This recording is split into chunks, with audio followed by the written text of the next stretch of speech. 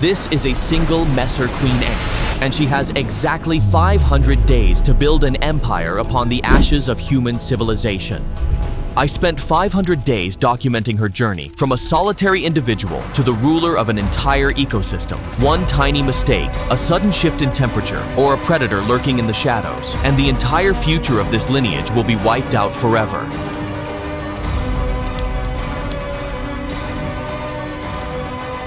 Can a creature this small triumph over the brutal laws of a giant nature? This journey will provide the answer.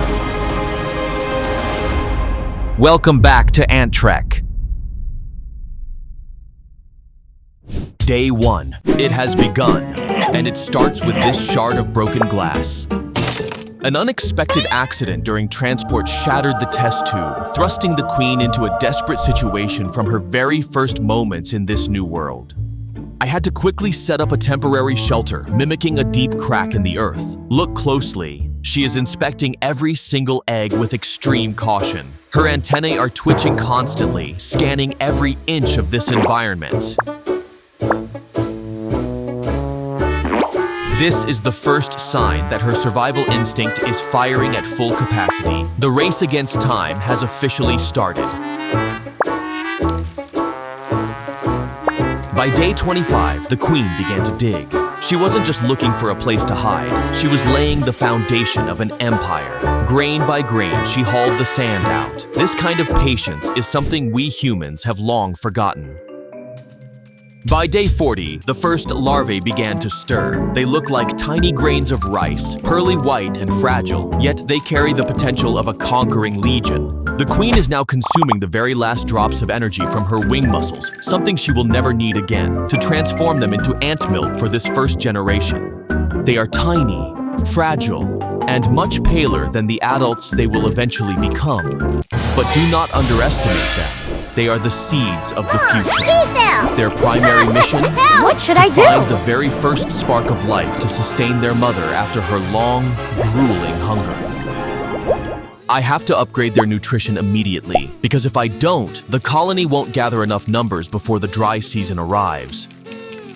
I'm starting them off with their first small grass seeds, the absolute favorite of the Messor species. From here, everything begins to accelerate. But look closely, this is exactly what I feared most on day 25. A drop of honey, intended as a reward, has turned into a deadly trap. The surface tension of this thick, sticky liquid has ensnared one of my tiny workers. It's struggling hopelessly, flailing its limbs, seemingly crying out for help. In a world this small, greed often comes with a lethal price tag. I decided to intervene, playing the role of their protector to rescue it from a sugary grave. Even so, this little one is still remarkably stubborn, trying to take one last bite even as it's being saved. This empire is still far too fragile to endure losses like this. Every life counts. Day 70. The first workers have finally arrived. With the arrival of the second generation of workers, the colony had clearly grown, roughly 8 individuals strong. At this stage, the juveniles are only 4 to 5 millimeters, but as they mature, their bodies will darken into a solid black armor, expanding to 7 to 8 millimeters. And I decided to give them a fly, a rich, high-value source of protein. Immediately, 2 brave ants clamped their mandibles down, pinning the prey in place. They ripped the prey to shreds, then hauled it back, laying it before their queen.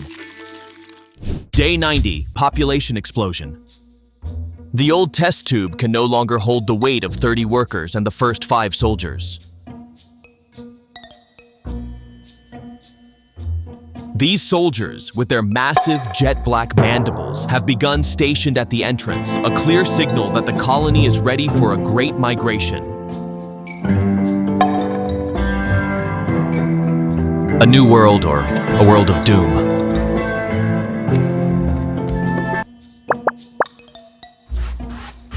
I decided to grant them a true sanctuary, a terracotta ruin of the Statue of Liberty filled with intricate sand mazes I've prepared.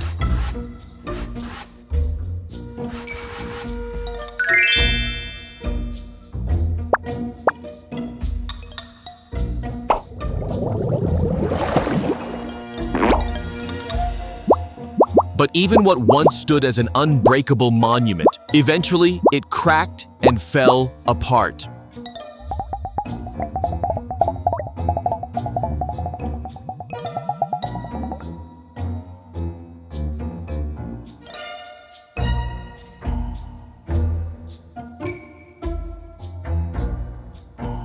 What happened to make it end up like this? Honestly, it's heartbreaking.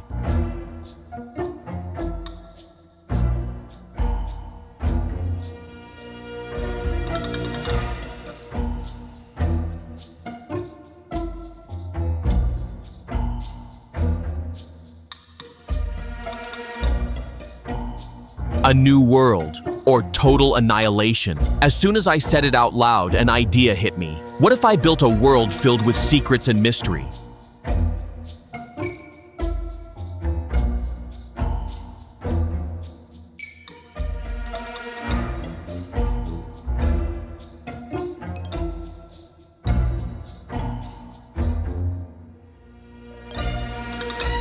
This isn't just a new home, it's a stage for a fallen world where they will reign supreme.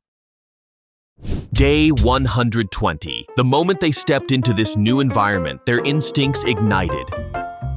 They aren't just digging dirt, they are performing urban planning, calculating every inch to secure their future.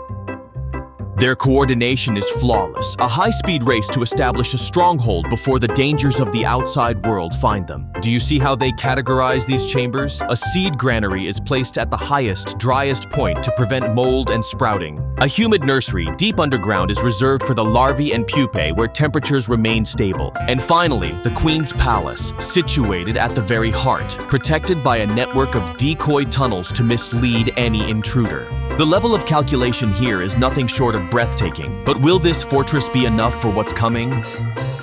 Day 190. The Empire has truly taken shape. The colony has now fully explored and claimed every corridor within the statue. The coordination between the sentry soldiers and the foraging workers is rhythmic, almost mechanical. When a massive food source, like this cockroach, is introduced, their pheromone system immediately triggers an incredible chain reaction. There is no chaos, no infighting. The soldiers are the true heroes here, always the first to engage, using their powerful mandibles to pin down the prey and fighting with absolute fearlessness to protect the nest and their queen. But in this world of giants, even the strongest defense has a breaking point. But the most fascinating part is their culinary secret: ant bread. After hauling the seeds into the granary, they don't just eat them raw, they meticulously crush the husks and mix the pulp with their specialized saliva. This enzymatic process creates a nutrient-rich dough that sustains the entire colony through days of scarcity. They aren't just harvesters, they are master bakers of the insect world, ensuring no stomach goes empty in this wasteland. Day 250. In the wild, danger doesn't just come from those with teeth and claws. Sometimes nature itself is the deadliest predator. Long-term stability is often just a prelude to a catastrophe. This is the greatest threat we've faced since the journey began, a terraforming apocalypse. In this miniature world, a simple dust storm is a harbinger of extinction. The human civilization vanished beneath the sand, and now history is threatening to repeat itself with my colony. If they fail to secure the fortress now, everything we've built over the last 80 days will be buried forever. Still in the test tube, yet somehow they managed to hunt down another one on their own to its absolute breaking point. The gale force winds are kicking up a blinding fog of dust, clogging every crevice, and most critically, it is erasing every single pheromone trail. Their only map, their only way to communicate, is gone. They can no longer recognize their kin. They have no anchor, no connection. Can they save themselves from this catastrophic maelstrom? Up on the exposed ridges, those without cover are being swept away in an instant. But even below, the situation is no better. The wind is a relentless predator, and each ant is fighting a lonely, desperate battle just to hold onto the very walls of their fortress. This isn't a colony anymore. It's 40 individuals fighting for their last breath. Day 320. The storm has barely settled when a silent reaper reveals itself beneath the haze. An antlion has engineered a perfect trap buried deep in the sand, waiting for a prize. One by one, the exhausted workers, drained from the storm, stumble through the debris. All it takes is one wrong step. One worker slips, sliding straight into the vortex of death. The more it struggles, the deeper the sand sinks, dragging it toward the razor-sharp, sickle-shaped jaws waiting at the bottom. Facing endless trials from nature to lethal predators, I can't help but wonder, can this colony even make it to day 100? Day 400. Tension has reached its breaking point.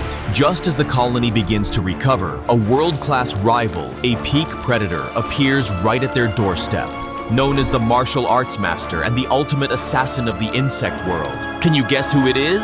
This battle will decide everything. Will the Messor Empire continue to rise, or will it become a silent graveyard? The praying mantis is a notorious killer, wielding elite tactics and lethal weapons that strike fear into any solitary creature. At first, the mantis harvests lives as easily as cutting grass with its serrated claws. It's a massacre. But the mantis made one fatal mistake. It forgot that it's not fighting a single ant, it's fighting an empire. But wait, a turning point is unfolding that I never expected. Code Red pheromones have been released at an extreme concentration. The colony is surging forth, a black tide of warriors swarming the intruder. An ant may be weak alone, but when they unite, they become a force of nature beyond imagination. Their collective intelligence has identified the threat, and the counterattack has begun with the ultimate strength in numbers tactic. The giant praying mantis, no matter how powerful, now looks small and isolated amidst the suffocating swarm of thousands of tiny, relentless mandibles. It tries to flee, but it's cornered. Its assassin tactics are useless now. When an entire collective tightens the grip, even a god of war must fall. The power of unity and discipline has triumphed over raw brute strength. The empire has held its ground. It has come down to raw power and primal instinct. No more strategies, just a brutal struggle for survival. Even wounded, the mantis is powerful enough to break the initial line. The colony is losing its edge. Sheer numbers seem meaningless against such a devastating foe. But as the situation spirals out of control, the final alarm is triggered. A flood of pheromones summons the true guardians of the nest, the soldiers. The colony erupts, unleashing its ultimate strength. The mantis is now completely overwhelmed, its defenses shattered, rendered helpless against the relentless tide. The colony erupts, unleashing its ultimate strength. The mantis is now completely overwhelmed, its defenses shattered, rendered helpless against the relentless tide. From a solitary queen to a dominant civilization, this journey proves that in a world of giants, unity is the only weapon that truly matters. What should be the next challenge for our empire? Let me know in the comments, and I'll see you in the next chapter. Welcome to the new world. Day 500. Our journey pauses here, but life never stops. From a solitary queen trembling beside a shard of broken glass on day 1, we now stand before a resilient empire, fully reclaiming the ruins of a lost civilization.